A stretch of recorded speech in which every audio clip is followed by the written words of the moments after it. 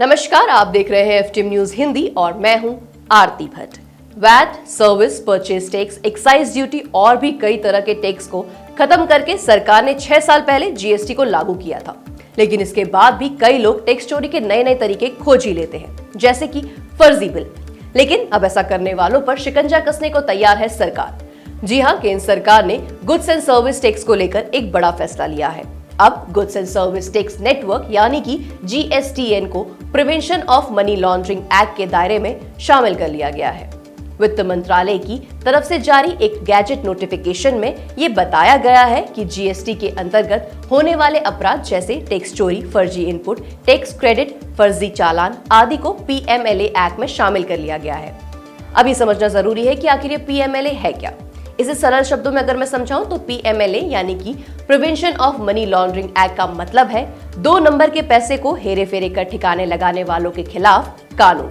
इस एक्ट को money laundering को रोकने, मनी लॉन्ड्रिंग के जरिए कमाई गई संपत्ति को जब्त करने और उससे जुड़े मामलों के लिए नियम कायदे बनाने हैं।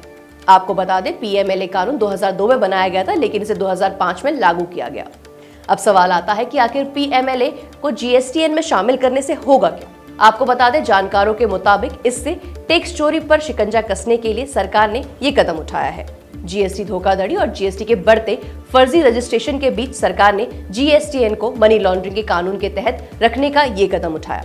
पीएमएलए में शामिल होने से ईडी को और ज्यादा अधिकार मिलेंगे। इसका मतलब साफ है कि जीएसटी में फर्जीवाड़ों को अंजाम देने वाले कारोबारी या फिर किसी फर्म के खिलाफ सीधे तौर पर ईडी को एंट्री मिल जाएगी और ये कहा जा सकता है कि जीएसटी में होने वाले फर्जीवाड़े पर रोक लगेगी।